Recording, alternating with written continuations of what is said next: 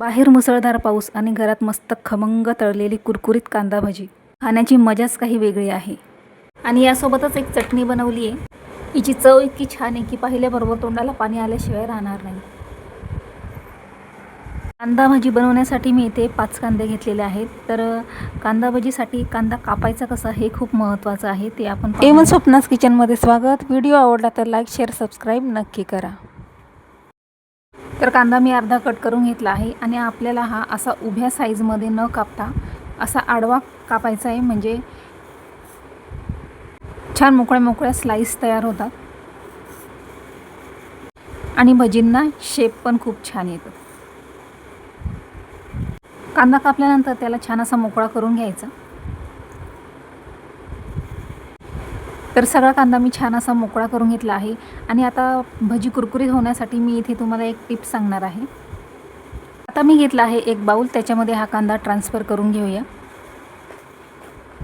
सगळा कांदा मी याच्यात टाकून घेतला आहे. छान मोकळा मोकळा झाला आहे कांदा. आता याच्यामध्ये टाकायचं आहे अर्धा चमचा मीठ. यानंतर यामध्ये टाकायचं आहे अर्धा चमचा लाल मिरची पावडर. हे जिन्नस यात टाकले की चांगलं व्यवस्थित मिक्स करून घ्यायचे. याने काय होईल, कांद्याच्यामध्ये जे पाणी असतं ते पाणी सुटेल आणि तेवढ्याच पाण्यामध्ये आपल्याला कोरडं बेसन पीठ घालून भजी बनवायचे. एक्स्ट्रा पाणी घालायची आपल्याला अजिबात गरज नाही. जर जास्तच कोरडं वाटत असेल तर थोडं टाकायचं. याने आपले भजी खूप छान कुरकुरीत असे तयार होतील. आता मी घेतलं आहे 1 कप बेसन.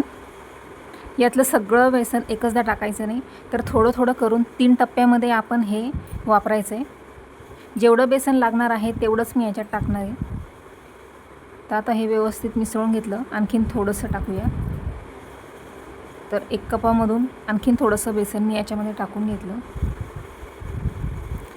आणि पुन्हा व्यवस्थित मिक्स करून घेऊया. आणखी बेसन यामध्ये मावेल असं वाटतंय, म्हणून परत मी 2 चमचे बेसन याच्यामध्ये टाकून घेतलं आणि आता पुन्हा व्यवस्थित मिक्स करून घेऊया.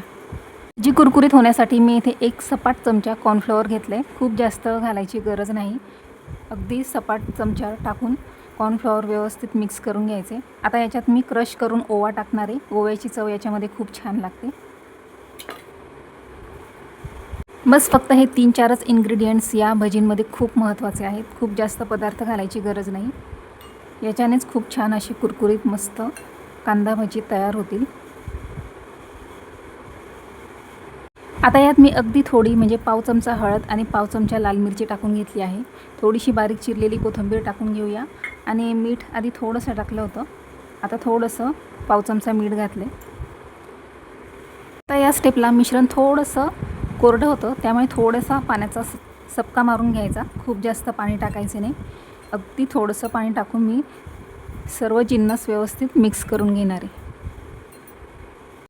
आता कुरकुरीत कांदा भजी बनवण्याचं परफेक्ट बॅटर इथं आपलं तयार झालं आहे. आता भजी तळण्यासाठी तेल चांगलं वाफवून घेतले. तेल तापून झाल्यानंतर गॅसची फ्लेम कमी करायची आणि मग मध्यम आकाराचे असे भजी याच्यामध्ये मी सोडून घेतले.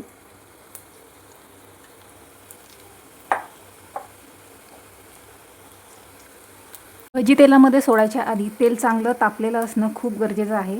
जर तुमचं तेल थंड असेल तर भज्यांमध्ये म्हणजे भजे खूप तेलकट होऊ शकतात. मस्त थंड थंड पावसाळ्यात अशी गरम गरम कांदा भजी खाण्याची मजाच काही वेगळी आहे. आता एका बाजूनी भजी झालेली दिसत आहे. आता याला पलटून घेऊया. भजी कुरकुरीत होण्यासाठी ज्या लहान सहान टिप्स सांगितलेल्या आहेत त्या तुम्ही नक्की फॉलो करा, म्हणजे तुमचे भजी छान कुरकुरीत असे तयार होतील.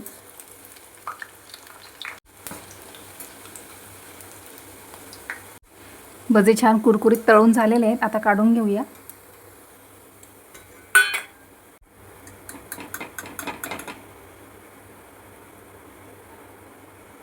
जी तेलातून काढल्यानंतर असंच मी या चाळणीमध्ये ठेवणार आहे, म्हणजे याच्यातून तेल चांगलं गळलं जातं. जे एक्स्ट्रा ऑइल असतं ते निघून जातं.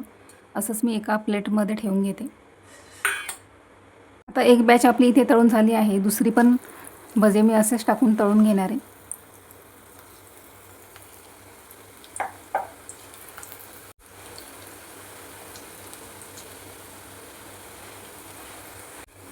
तर आता दुसऱ्या बॅचचे पण भजे इथे छान म्हणजे कुरकुरीत असे तळून झालेले आहेत. आता हे पण मी एका प्लेटमध्ये काढून घेते आणि आता मस्त याच्यासोबत खायसाठी एक चटपटीत चटणी बनवूया.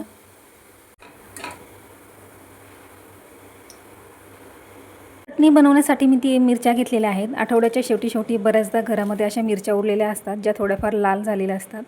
तर त्या मिरच्या मी घेतलेल्या आहेत आणि इथे एक लसणाची पाकळी घेतलेली आहे.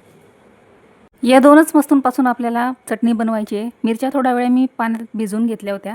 आता एका मिक्सर जारमध्ये या मिरच्या आणि 8 ते 10 लसणाच्या पाकळ्या याच्यात मी टाकून घेणार आहे. चवीनुसार मीठ आणि थोडंसं पाणी टाकून ही चटणी बारीक करून घ्यायची.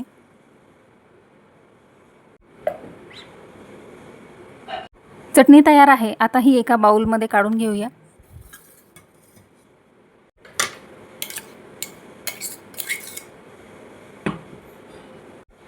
आता या चटणीमध्ये गरम तेल टाकायचं आहे.